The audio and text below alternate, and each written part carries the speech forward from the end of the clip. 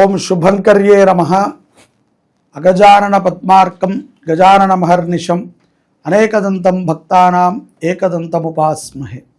గురుబ్రహ్మా గురుర్విష్ణు గురుర్దేవో మహేశ్వరః గురు సాక్షాత్ పరబ్రహ్మ తస్మై శ్రీ గురవే నమః. నిఖిల శ్రేయోదాయిని సర్వకార్యసిద్ధిప్రద పరబ్రహ్మస్వరూపిణి శుభంకరీ నమోస్తుతే. అస్మత్ శ్రీ గురుచరణారవిందాభ్యాం నమః.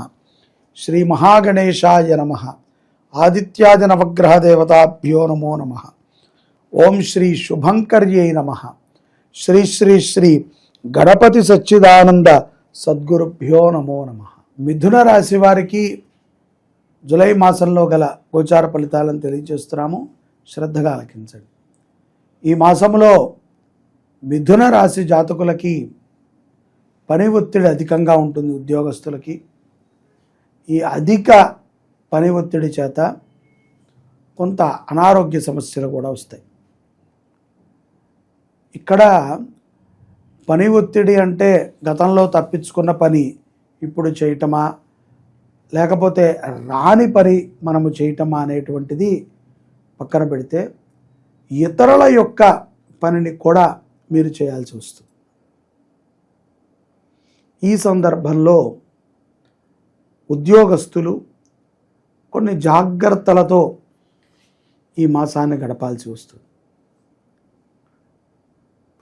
తప్పించుకు తిరుగువాడు ధన్యుడు సుమతి అని మనకి ఒక పదం ఉన్నది. అటువంటి తెలివితేటలు మిథున రాశి వారికి తక్కువగా ఉంటాయి. ముఖ్యంగా మిథున రాశిలో ఉద్యోగం చేస్తున్నటువంటి ఆడవాళ్ళు వీరైతే కనుక చాలా సెన్సిటివ్గా ఉంటారు. అలాగే ఏదైనా ఎవరైనా సహాయం అడగంగానే చేసే విధంగా వీరి యొక్క మనస్తత్వం కలిగి ఉంటుంది. ఉద్యోగ విషయంలో భక్తి భావన మనకి ఉన్నప్పటికీ, ఎదుటవారు బాగుండాలి అని మనం ఆలోచించినప్పటికీ వారు కూడా మన గురించి ఆలోచన చేయాలి. వీళ్ళు బాగుండాలి, మనం కొంచెం సహాయం చేస్తూ ఉండాలి.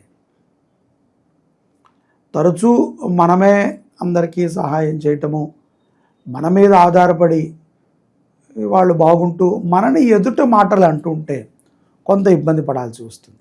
ఇటువంటి అవమానాలని కూడా కొన్ని మిథున రాశి జాతకులు జూలై మాసంలో స్వీకరించక తప్పదు.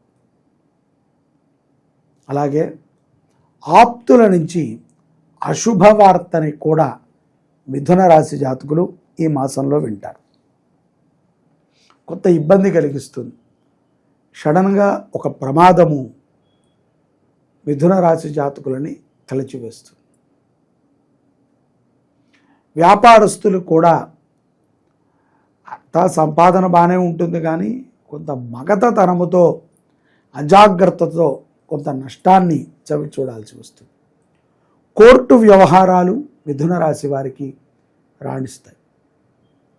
మీరు మధ్యవర్తిత్వం ఉంటూ చేసే కొన్ని పనులు మీకు సత్ఫలితాలను ఇస్తాయి, మంచి గుర్తింపును కూడా తెస్తాయి. అలా అని చెప్పి ప్రతిసారి వేలు పెట్టకండి. ఇప్పుడు సమయం కొంత బాగుంది వాటికి.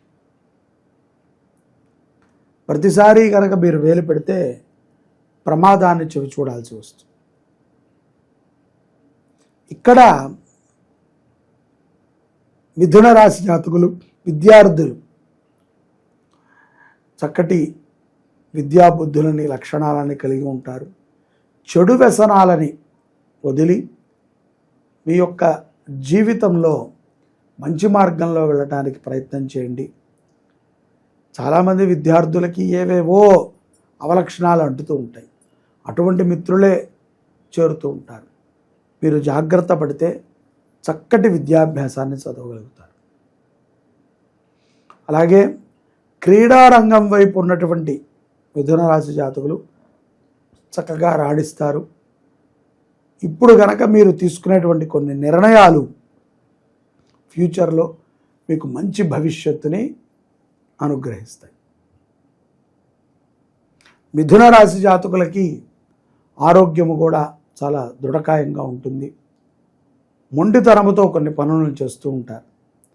విదేశాలలో ఉన్నటువంటి మిథున రాశి జాతకులు సంపద వృద్ధి చెందుతోంది, కానీ ఎందుకో తెలియదు ఇక్కడి నుంచి వెళ్ళిపోతావేమో, మనల్ని తీసేస్తారేమో, లేకపోతే భారతదేశానికి వెళ్ళి సెటిల్ అవుదాం, ఏదో అటువంటి ఆలోచనలని కొన్నిటిని చేస్తూ ఉంటారు. కొంత అసందర్భమైనటువంటి విషయాలు కొన్ని తరచూ తాహసపడుతూ ఉంటాయి. ఖరీదైనటువంటి కొన్ని పత్రాలు మాయమవుతాయి, మళ్ళీ దొరుకుతాయి కూడా. అలాగే వాహనము నడిపేటప్పుడు చిన్న చిన్న ప్రమాదాల నుంచి ఇట్టే బయటపడతారు. కాకపోతే ఉద్యోగస్తులకి, వ్యాపారస్తులకి, వ్యవహారములు చేసుకునేటువంటి వారికి మానసికమైనటువంటి వారు అనుకున్నది ఒకటి జరిగేది ఒకటి ద్వారా ఈ మానసిక అప్రశాంతత కొంత ఉంటుంది. తీరా చూస్తే మనం చేసేటువంటి పని ఏదీ లేదు, కానీ చూసేటువంటి వాళ్ళకి మాత్రము మనం ఏదో అద్భుతం చేసేస్తున్నాం, ఏదేదో జరిగిపోతుంది అనేటువంటి ఒక హంగు కనబడుతుంది. నెగటివ్ ఎనర్జీ కొంత అప్రశాంతతని తెచ్చిపెడుతుంది.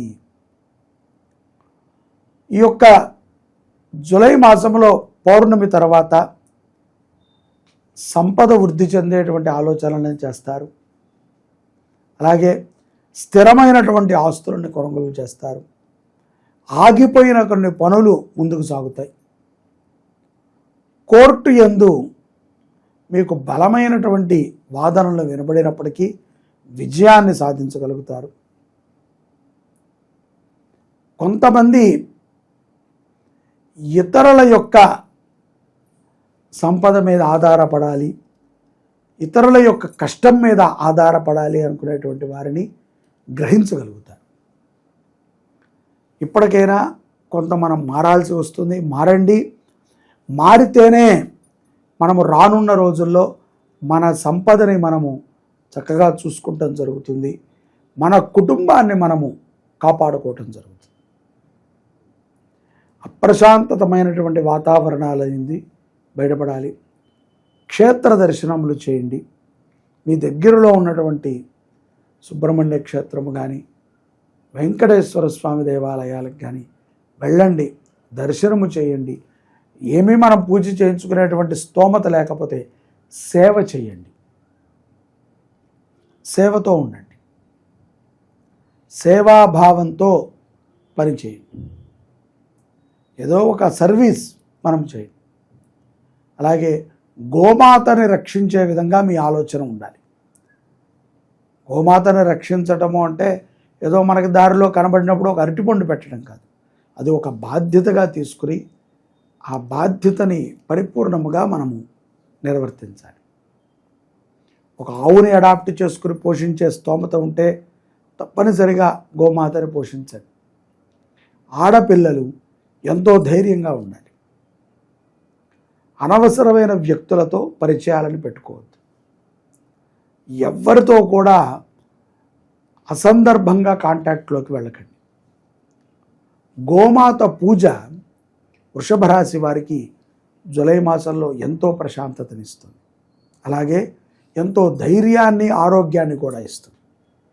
అప్రాప్త లక్ష్మి ప్రాప్తి చెందుతుంది.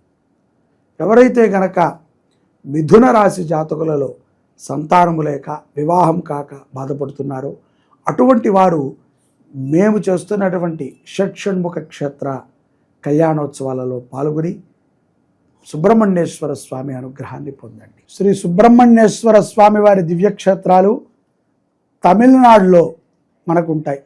ఇవి 6 మురుగన్ క్షేత్రాలు. ఇవి చాలా విశేషమైనటువంటివి. కొన్ని పర్వతం మీద ఉంటే, కొన్ని సముద్రం దగ్గరలో, మదురై దగ్గరలో ఉంటాయి. ఈ యొక్క క్షేత్రాలని జీవితంలో ఒకసారి దర్శిస్తేనే మహాపుణ్యం.